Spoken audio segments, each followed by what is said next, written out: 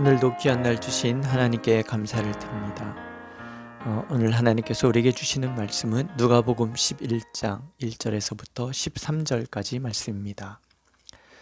예수께서 한 곳에서 기도하시고 마치심에 제자 중 하나가 여짜오되 주여, 요한이 자기 제자들에게 기도를 가르치는 것과 같이 우리에게도 가르쳐 주옵소서. 예수께서 이르시되 너희는 기도할 때 이렇게 하라. 아버지여, 이름이 거룩히 여김을 받으시오며 나라가 임하시오며 우리에게 날마다 일용할 양식을 주시옵고 우리가 우리에게 죄지은 모든 사람을 용서하오니 우리 죄도 사하여 주시옵고 우리를 시험에 들게 하지 마시옵소서 하라. 또 이르시되 너희 중에 누가 벗이 있는데 밤중에 그에게 가서 말하기를 벗이여, 떡 세 덩이를 내게 구워달라. 내 벗이 여행 중에 내게 왔으나 내가 먹일 것이 없노라 하면 그가 안에서 대답하여 이르되 나를 괴롭게 하지 말라. 문이 이미 닫혔고 아이들이 나와 함께 침실에 누웠으니 일어나 내게 줄 수가 없노라 하겠느냐. 내가 너에게 말하노니 비록 벗됨으로 인하여서는 일어나서 주지 아니할지라도 그 간청함을 인하여 일어나 그 요구대로 주리라. 내가 또 너에게 이르노니 구하라, 그러면 너에게 주실 것이요. 찾으라, 그러면 찾아낼 것이요. 문을 두드리라, 그러면 너에게 열릴 것이니 구하는 이마다 받을 것이요. 찾는 이는 찾아낼 것이요. 두드리는 이에게는 열릴 것이니라. 너희 중에 아버지 된 자로서 누가 아들이 생선을 달라 하는데 생선 대신에 뱀을 주며 알을 달라 하는데 전갈을 주겠느냐. 너희가 악할지라도 좋은 것을 자식에게 줄 줄 알거든 하물며 너희 하늘 아버지께서 구하는 자에게 성령을 주시지 않겠느냐 하시니라. 아멘. 어느 책에 이런 글이 있었습니다. 기도하지 않아도 되는 무난한 삶은 결코 축복이 아닙니다. 내가 아니란 것일 뿐 간절한 기도가 필요 없을 만큼 안전한 삶은 없습니다. 간절한 기도가 없다면 그것은 내 영혼의 적신호일 뿐입니다. 기도의 중요성에 대한 이야기지요. 오늘 말씀에 제자들은 기도를 가르쳐 주셔서라고 부탁을 합니다. 기도하는 예수님의 그 어떤 신비로움을 그들이 보았던 것 같습니다. 기도는 배워야 합니다. 왜냐하면 기도의 삶은 아름답기 때문입니다. 기도에는 신비가 있기 때문입니다. 기도를 일상화할 때 우리는 기도의 신비를 일상화시킬 수 있습니다. 그러나 그것은 어려운 일입니다. 우리의 삶은 본래 기도하기를 싫어하기 때문입니다. 그러나 기도는 아름답습니다. 신비롭습니다. 기도하면서 우리는 이 땅에서 하늘의 삶을 살 수가 있습니다. 그래서 기도는 배워야 합니다. 어떻게 해야 하는지, 무엇을 강구해야 하는지, 기도를 방해하는 것에는 어떤 것이 있는지 우리는 배워야 합니다. 예수께서 기도를 가르쳐 주십니다. 기도의 핵심은 하나님이십니다. 먼저 하나님의 이름이 거룩해지길 기도하라 하십니다. 하나님의 이름은 시시한 무명의 어떤 사람의 이름과 같지 않습니다. 그 이름은 지존하며 온 세상에서 구별된 전능한 이름입니다. 제자들이 앞에서 이렇게 고백을 하지 않습니까? 주여, 주의 이름이면 귀신들도 우리에게 항복하더이다. 예수께서 이르시되 사탄이 하늘로부터 번개같이 떨어지는 것을 내가 보았노라. 내가 너에게 뱀과 전갈을 밟으며 원수의 모든 능력을 제어할 권능을 주었으니 너희를 해칠 자가 결코 없으리라 하시지요. 하나님의 이름이 그러합니다. 모든 권세를 제하는 능력의 이름이며 그 어떤 것도 손댈 수 없는 거룩한 이름입니다. 우리의 기도의 내용이 아버지의 이름이 거룩히 여김을 받으시옵소서라고 해야 하는 것은 그 이름이 내 안에서 그렇게 존귀함으로 역사하시기 때문입니다. 우리는 기도를 통해서 그 이름의 권세를 알게 될 것입니다. 그러므로 예수께서는 아버지의 이름이 거룩해지시기를 늘 기도하라 말씀하십니다. 두 번째, 하나님의 나라를 위해서 기도하라 하시지요. 하나님의 나라란 하나님의 통치가 이루어지는 세상을 말합니다. 이 말은 기도는 내 뜻이 아닌 하나님의 뜻이 이 땅에 이루어지기를 구하는 것과 같은 말입니다. 우리는 기도를 하면서 내 뜻과 하나님의 뜻을 구분하고 그래서 내 뜻을 버리고 하나님의 뜻을 이루기를 기도하게 됩니다. 하나님의 뜻은 내 뜻보다 선하며 위대하며 아름답고 또 나를 사랑한다는 것을 깨닫기 때문입니다. 기도하면 우리는 내 뜻이 아닌 하나님의 뜻을 발견하게 되지요. 그 뜻은 어쩌면 가슴 뛰는 설레임이며 우리의 삶을 새로운 차원, 곧 하나님의 차원으로 이끄는 뜻임이 분명합니다. 하나님은 그 뜻을 이루시길 원하십니다. 거기에 참된 기쁨과 감격이 있음을 우리가 알기를 원하시기 때문입니다. 그래서 아버지의 뜻이 이 땅에 이루어지길 기도하라 말씀하십니다. 나의 피로도 간구하기를 원하시지요. 일용할 양식, 우리에게 필요한 양식들, 우리의 연약함들, 우리의 죄악됨들, 마귀의 모든 시험에서 벗어나기 위해서 우리는 늘 기도해야 합니다. 친구 목사가 혼자서 교회를 짓고 있었습니다. 가난 말기였다가 간이식 받고 살아난 사람이었습니다. 신경을 쓰면 약해질까 봐 그저 기도만 했다고 합니다.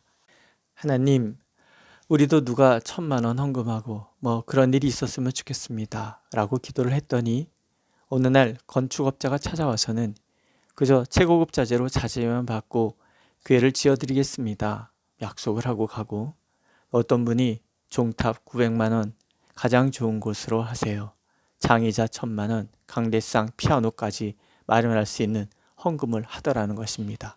그 일을 말할 때 그 목사님의 눈이 빛나는 것을 보았습니다. 그 입술에 힘이 있는 것을 보았습니다. 오늘 하나님은 우리의 필요를 위해서 기도하라 하십니다. 우리의 입을 넓게 열라고 하십니다. 그러면 채우시겠다는 것이 하나님의 약속입니다. 영적인 능력을 위해서도 기도하기를 원하시지요. 용서, 죄사함, 시험에 들지 않기를 위해서 기도하는 것을 말하지요. 우리의 삶은 끊임없는 유혹에 직면합니다. 영적으로 무너지면 모든 것이 무너집니다. 용서는 영적인 힘이 있을 때 가능합니다. 죄사함의 기쁨을 얻기 위해서 전제되는 것이 내가 누구를 용서해야 한다는 것은 전적인 나의 무능함을 발견하기 원하시는 하나님의 은혜 때문입니다. 그렇습니다. 우리는 쉬 용서하지 못합니다. 우리의 분노는 쉬 사라지지 않습니다. 그러나 우리가 십자가 앞에 무릎을 꿇을 때 우리는 저항할 수 없는 주님의 사랑을 직면하지요. 내가 가슴 아파하고 분노하는 것보다 더 큰 아픔과 분노를 끌어안으시는 주님을 보게 됩니다. 그때 우리는 내가 용서받을 수 없는 죄인임을 비로소 깨닫게 되고 그런 나를 용서하시는 주님의 사랑을 알게 됩니다. 거기에서 용서할 수 있는 능력이 나오는 거죠.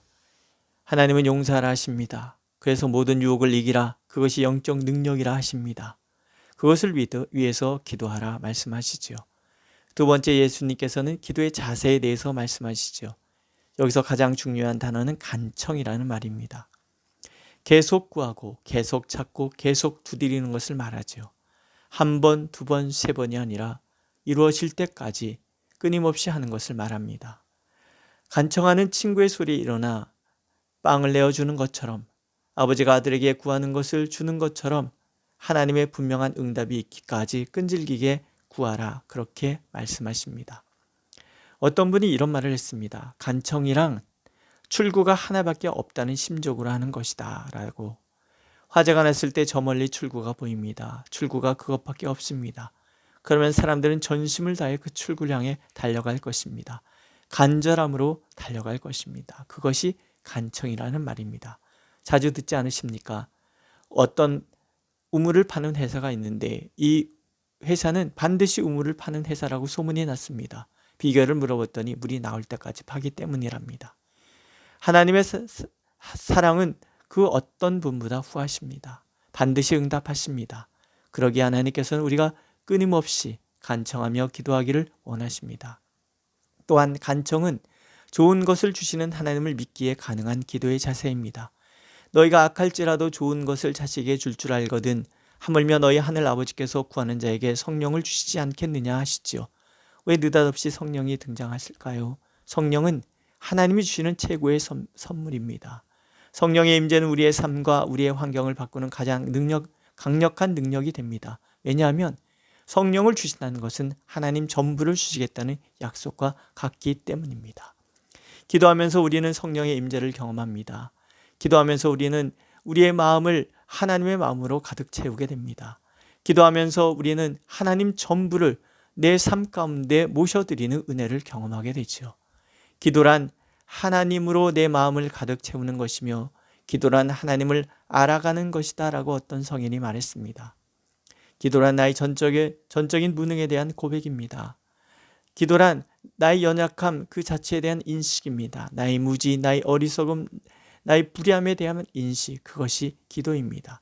그렇기 때문에 하나님께서는 기도하는 자에게 성령을 주십니다. 성령의 충만으로 채워주십니다.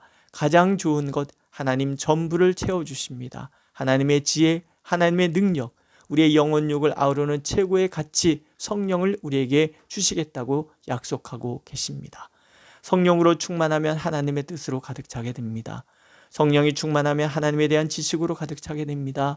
성령이 충만하면 악이 떠납니다. 성령이 충만하면 모든 연약함이 떠나갑니다. 질병이 떠나갑니다. 성령이 충만하면 내 인격이 하나님의 성품으로 변합니다. 무엇보다 성령이 충만하면 하늘을 봅니다. 이 땅에서 하늘을 사는 삶을 살게 되는 것이지요. 하나님의 능력, 하나님의 지혜, 하나님의 인격, 하늘의 가치 그 자체, 어떤 악도 굴복시키고 어떤 불의함도 극복하게 하는 하나님의 사랑 그 자체가 성령에 충만한 상태입니다.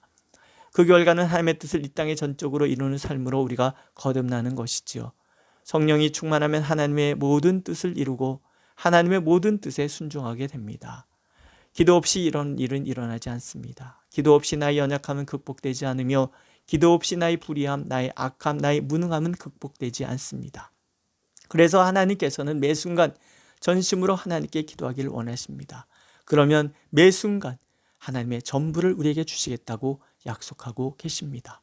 우리가 기도하는 것이 우리가 마음먹은 대로 이루어지지 않을지 모릅니다. 그러나 분명한 건 한 가지는 기도하면서 하나님을 알아간다는 것입니다. 그 주님으로 충만한 교회, 또 그 주님으로 충만한 성도, 그것이 하나님이 원하시는 것입니다. 우리 교회는 기도하면서 그렇게 뜨겁게 기도하면서 하나님의 영으로 충만한 교회가 되어야 할 것입니다. 하나님 오늘도 그것을 믿고 간구하라 그렇게 말씀하고 계십니다. 기도하겠습니다. 주님, 기도를 우리에게 가르쳐 주시옵소서. 무엇을 기도해야 되는지 들려주셨던 주님, 믿음으로 이것을 기도할 때 우리의 삶 가운데 하나님의 전부를 채워주시는 그 은혜를 만나게 하여 주옵소서. 주여, 우리가 기도하되 간청하게 하옵소서.